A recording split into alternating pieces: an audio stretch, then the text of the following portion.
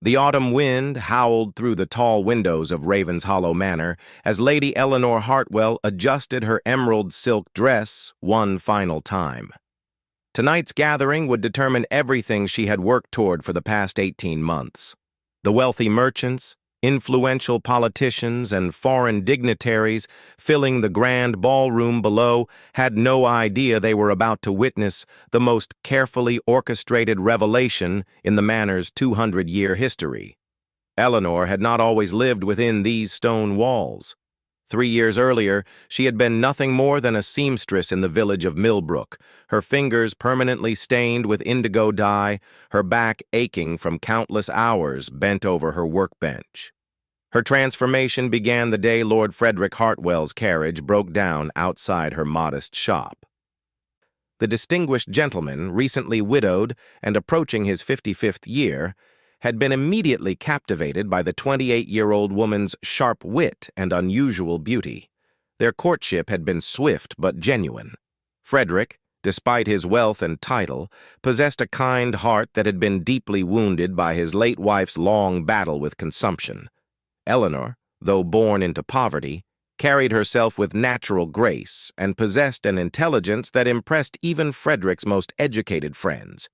Within 6 months, she had become his consort, and though they never formally married due to the social expectations of their different classes, their relationship was acknowledged and respected throughout the county. However, Eleanor's rise to prominence had not been without consequence. Lady Margaret Ashford, Frederick's sister-in-law and the self-appointed guardian of the family's reputation, had made her disapproval known from the very beginning.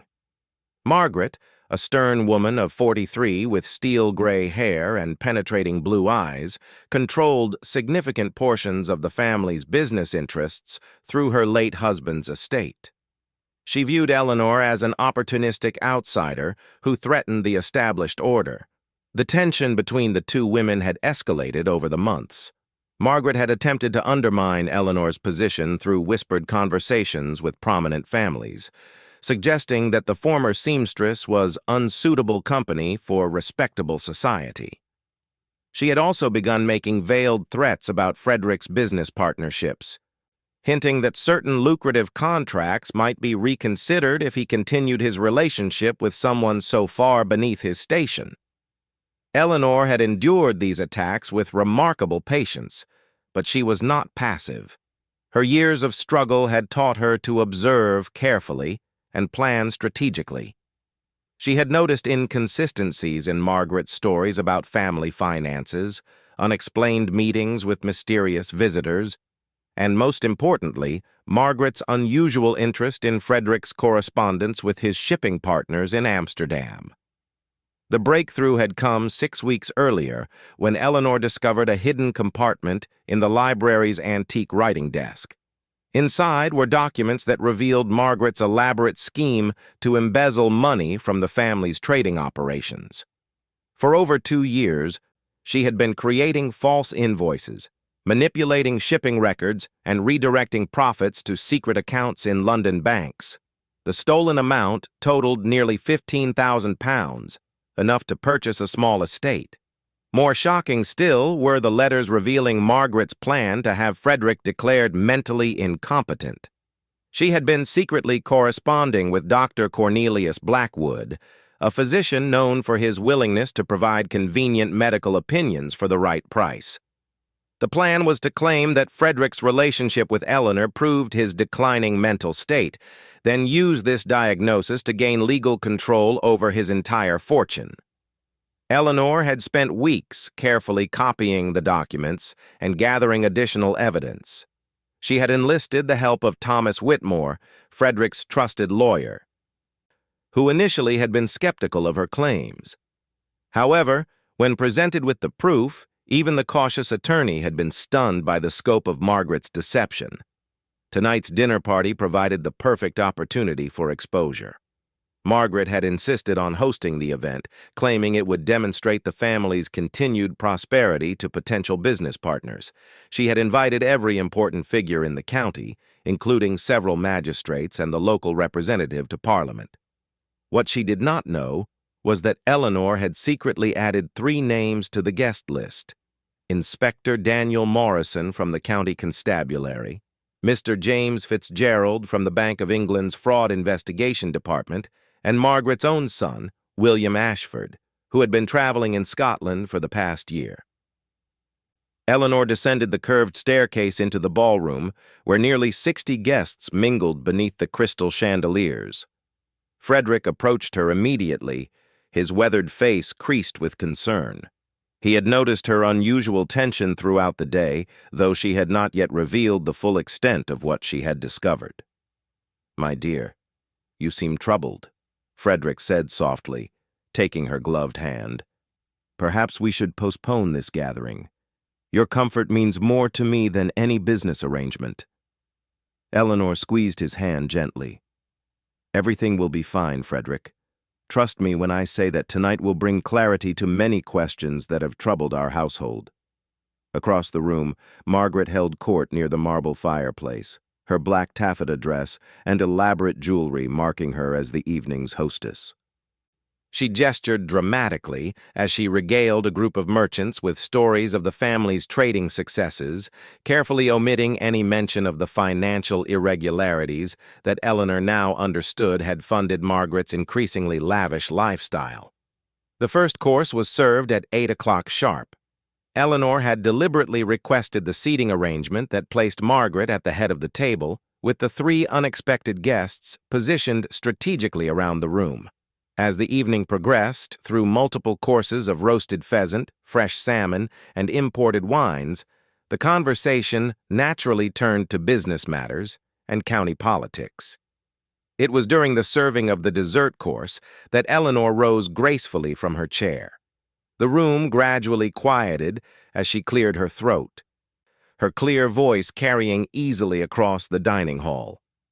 "Ladies and gentlemen, I hope you will forgive this interruption, but there is a matter of great importance that requires your immediate attention. Tonight, we are not merely gathered to celebrate successful business partnerships.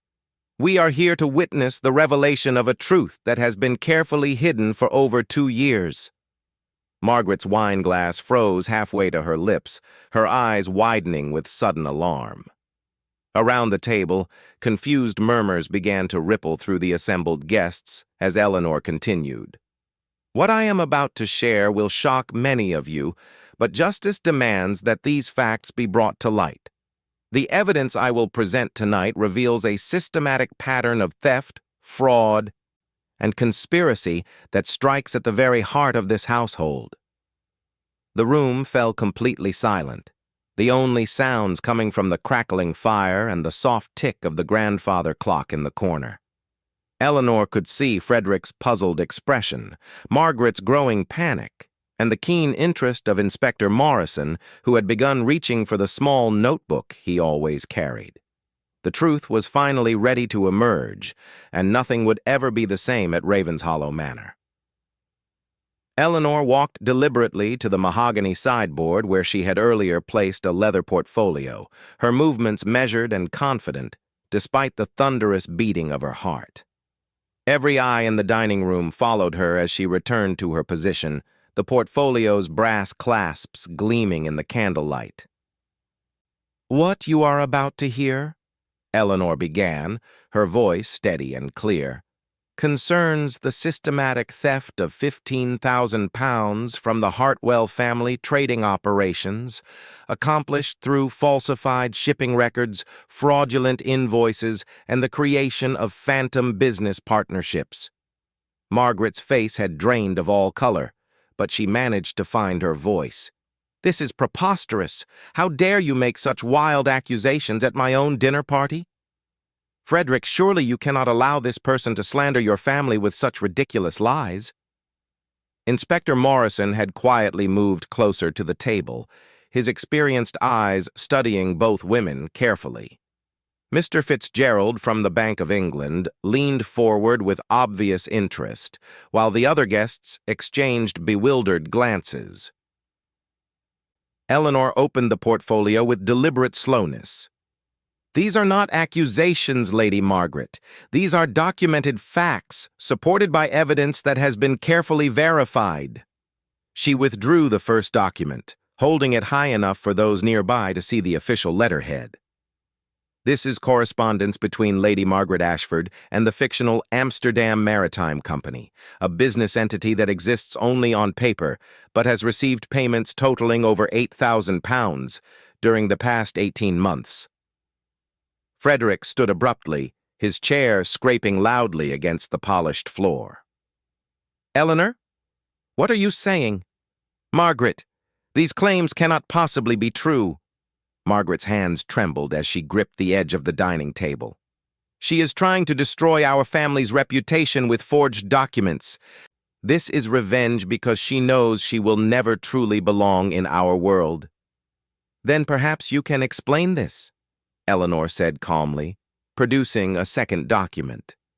She handed it to Thomas Whitmore, who had been studying the proceedings with growing amazement. "Mr. Whitmore, would you please read the signature on this bank authorization from the Royal Bank of London?" Whitmore adjusted his spectacles and examined the paper carefully. His face grew grave as he looked up at Margaret. "This bears your signature, Lady Ashford, authorizing the transfer of £3,000 to an account registered under the name M. Ashford Holdings. The date is from last month." A collective gasp arose from the gathered guests. Several of the merchants who had been dealing with the Hartwell family began whispering urgently among themselves. Margaret attempted to stand but swayed dangerously, gripping her chair for support. "There must be some mistake," she whispered, but her voice lacked any conviction. Eleanor continued methodically.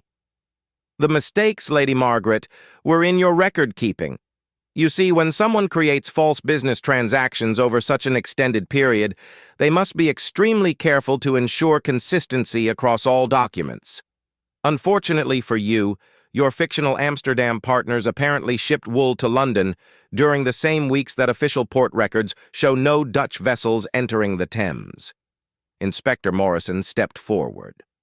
Lady Eleanor, might I examine these documents? If what you are suggesting is accurate, this represents a serious criminal matter."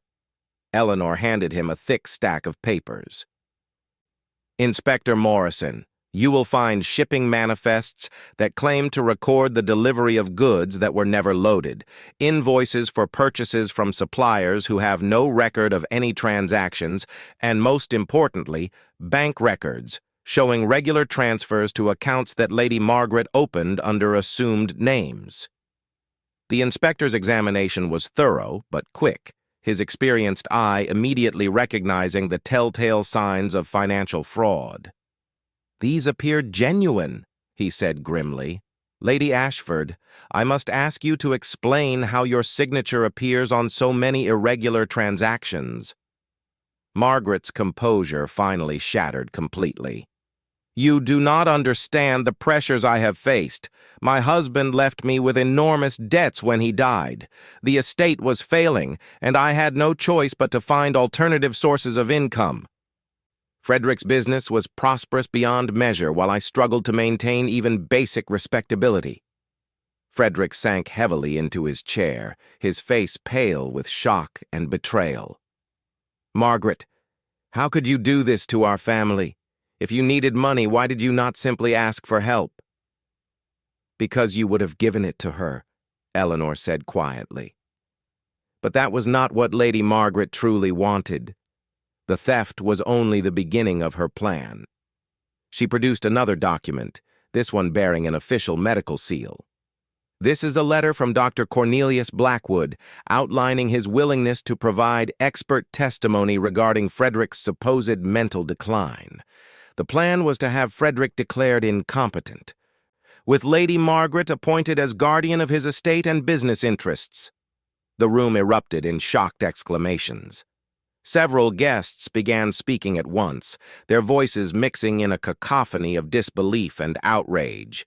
Frederick stared at his sister-in-law as if seeing her for the first time, his kind eyes filled with profound hurt. "The evidence for Frederick's mental incompetence," Eleanor continued over the noise, was to be his relationship with me.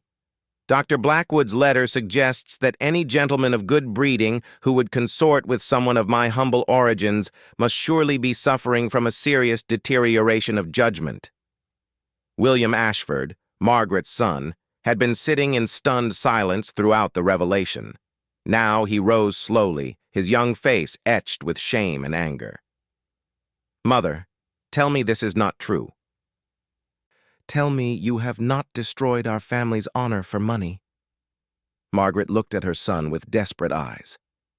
"William, you do not understand. Everything I did was for us, for our future. The Ashford name deserves better than the scraps Frederick was willing to share." "No," William said firmly. "What the Ashford name deserved was honesty and integrity. You have made us criminals and liars." Mr. Fitzgerald had been quietly reviewing the banking documents. Now he spoke for the first time since the revelations began. "Lady Ashford, the Bank of England takes a very serious view of fraud involving interstate commerce. These transactions you have created implicate not only English banks, but also Dutch and German financial institutions. This is a matter for international investigation." Inspector Morrison had completed his preliminary examination of the evidence. "Lady Ashford, I must ask you to accompany me to the constabulary for formal questioning. The charges against you will likely include theft, fraud, conspiracy, and attempted embezzlement on a scale that demands immediate attention from the courts." Margaret seemed to age 10 years in the space of a few moments. Her elaborate hairstyle had begun to come undone, and her hands shook uncontrollably as she reached for her wine-glass. "This is all her doing," she said, pointing at Eleanor with a trembling finger. "She has orchestrated this entire evening to humiliate me and destroy my reputation." Eleanor met her gaze steadily. "I have simply brought the truth to light, Lady Margaret. The humiliation and destruction of your reputation are the natural consequences of your own choices over the past 2 years." Frederick finally found his voice again, though it was hoarse with emotion. "Margaret, I trusted you with our family's business interests. I welcomed you into my home and treated you as my own sister. How could you repay that trust with such calculated betrayal?" "Because you chose her over family," Margaret burst out, her careful facade crumbling entirely. "You brought that common seamstress into our world and expected everyone to accept her as if she belonged here. You made a mockery of everything our family has built over generations." The silence that followed this outburst was profound and uncomfortable. Eleanor felt the weight of every gaze in the room, but she maintained her composure with quiet dignity. "Lady Margaret," she said softly, "I never asked to replace anyone or to diminish your position in Frederick's life. I have tried repeatedly to find common ground with you, to show respect for your family's traditions, while earning my own place through honest effort. Your hatred of me does not justify the theft of thousands of pounds or the attempt to destroy Frederick's mental competency through false medical testimony." Inspector Morrison stepped forward with unmistakable authority. "Lady Ashford, you need to come with me immediately. Mr. Fitzgerald, I assume the Bank of England will want to conduct its own investigation?" "Absolutely," Fitzgerald replied. "We will need to freeze several accounts and review transactions going back at least 3 years. This case will likely require cooperation with banking authorities in Amsterdam and Hamburg." As the inspector placed his hand gently but firmly on Margaret's arm, she looked around the room one final time. Her eyes lingered on her son William, who stood with his head bowed in shame, then moved to Frederick, whose expression showed more sorrow than anger. "I regret that it has come to this," she said quietly, her voice no longer carrying any trace of defiance. "But I do not regret trying to protect what I believed was rightfully ours." The evening that had begun as an elegant social gathering had transformed into something far more dramatic and consequential than anyone could have imagined. The weeks following that memorable evening brought changes to Ravenshollow Manor that no one could have predicted. As Inspector Morrison escorted Margaret from the dining room, the remaining guests had sat in stunned silence for several long minutes before gradually beginning to disperse. The merchants who had come seeking profitable partnerships left with far more dramatic stories than they had bargained for, while the local dignitaries departed with grave expressions and whispered conversations about the implications of such a scandal. Eleanor had expected the immediate aftermath to bring judgment and suspicion upon herself, but she discovered instead that her methodical presentation of evidence and dignified behavior throughout the confrontation had earned her unexpected respect. Lady Catherine Pemberton, the county's most influential socialite, approached Eleanor before leaving that night. "My dear," Lady Pemberton had said quietly, "I have witnessed many revelations over my 70 years, but never have I seen someone handle such a delicate situation with greater grace and precision. You have shown remarkable courage in bringing this deception to light." Frederick had spent the 3 days immediately following the dinner party in his study, emerging only for meals and speaking very little to anyone. Eleanor respected his need for solitude while dealing with the betrayal, but she remained nearby in case he needed comfort or support. On the 4th morning, he appeared at breakfast with a renewed sense of purpose.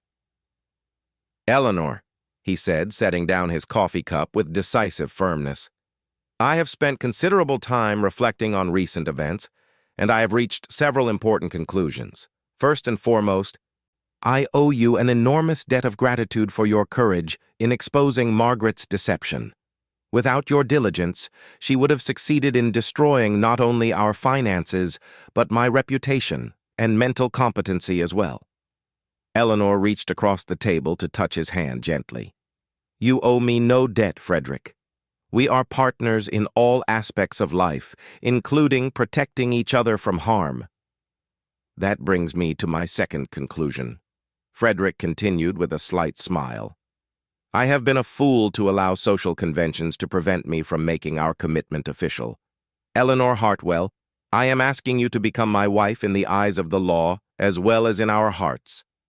I no longer care what others may think about differences in our backgrounds." The proposal was not entirely unexpected, but Eleanor felt tears spring to her eyes nonetheless. "Frederick, are you certain this is what you truly want? The scandal surrounding Margaret will make us the subject of considerable gossip for months to come." "Let them talk," Frederick replied firmly. "You have proven your integrity beyond any possible doubt, while members of my own family have shown themselves capable of the worst kind of betrayal. I would rather face social criticism with you by my side than live another day questioning the loyalty of those around me." The legal proceedings against Margaret moved forward with surprising speed. The Bank of England's investigation revealed even more extensive fraud than Eleanor's initial discoveries had suggested. Margaret had created an elaborate network of false identities and fictional business partnerships that extended far beyond the Hartwell family's trading operations. She had been stealing from at least 6 different merchant families across the county, using similar methods to redirect funds to secret accounts. William Ashford proved instrumental in the investigation, providing authorities with access to his mother's private correspondence and financial records. The young man had been devastated by the revelations, but determined to make amends for his family's crimes. He voluntarily liquidated his inheritance to help compensate the victims of his mother's schemes. "I cannot undo what my mother has done," William told Eleanor during one of his visits to Ravenshollow Manor. "But I can ensure that her actions do not continue to harm innocent people. I hope someday to rebuild the Ashford reputation through honest work and ethical behavior." Eleanor found herself deeply impressed by William's maturity and moral courage. Despite being only 24 years old, he handled the family crisis with dignity and responsibility that many older individuals might have lacked. She and Frederick agreed to provide him with a position in their trading company once the legal matters were resolved. The trial itself became one of the most closely watched legal proceedings in the county's recent history. Margaret's defense attorney attempted to argue that her actions were motivated by financial desperation rather than criminal intent. But the systematic nature of her deception and the involvement of multiple victims made such arguments ineffective.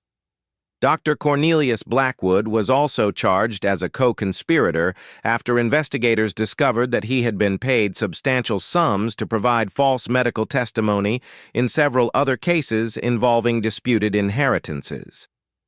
His medical license was permanently revoked, and he received a prison sentence of 5 years. Eleanor testified for 3 hours during the trial, presenting her evidence with the same calm precision she had displayed during the dinner party confrontation. The prosecutor praised her thoroughness and attention to detail, noting that her careful documentation had made the case significantly stronger than it might otherwise have been. Margaret was ultimately sentenced to 7 years in prison and ordered to pay restitution totaling nearly £30,000 when all her various fraudulent activities were calculated. The judge noted that her crimes had not been committed out of desperation or necessity, but rather from greed and a sense of entitlement that made her particularly dangerous to society.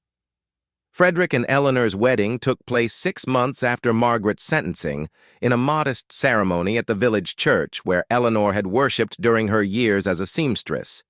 Despite the recent scandal, or perhaps because of it, many prominent families attended the wedding to show their support for the couple who had demonstrated such integrity during difficult circumstances. Lady Catherine Pemberton served as Eleanor's matron of honor, while William Ashford stood as Frederick's best man, symbolizing the healing and new beginnings that were emerging from the ashes of the previous year's betrayals. The marriage brought about significant changes in the social dynamics of the county. Eleanor's background as a working-class woman was no longer seen as a source of shame or unsuitability, but rather as evidence of her strong character and practical wisdom. Several other wealthy gentlemen began courting women from modest backgrounds, inspired by Frederick and Eleanor's successful partnership. Eleanor used her new position as Frederick's wife to advocate for improved working conditions and fair wages for the seamstresses and other craftspeople in the surrounding villages. She established a program that provided loans and business training for women seeking to start their own enterprises, drawing on her own experiences to help others achieve economic independence. Frederick's business flourished in the aftermath of Margaret's removal from his affairs. The restoration of honest accounting practices and transparent partnerships quickly rebuilt the trust that had been damaged by the fraudulent activities. Several merchants who had been suspicious of previous irregularities returned to do business with the Hartwell Trading Company.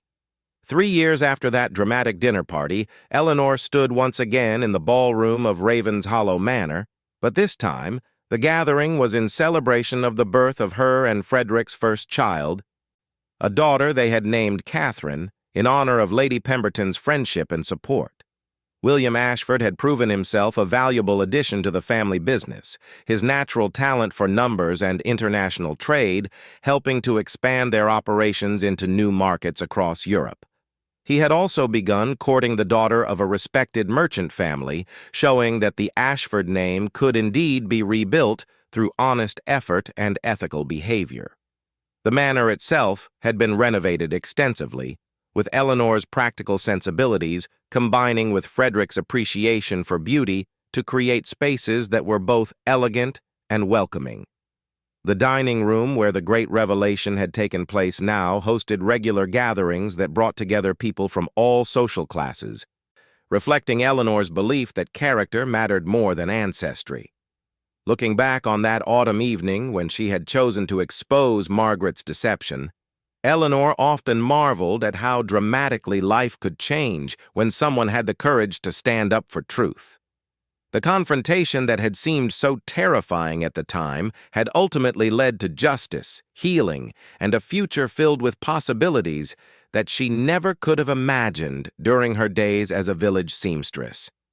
The secret plan that had come to light that night had indeed been gripping in its revelation. But the real truth that emerged was far more powerful. That integrity, courage, and love could triumph over deception, greed, and prejudice when good people were willing to stand together for what was right.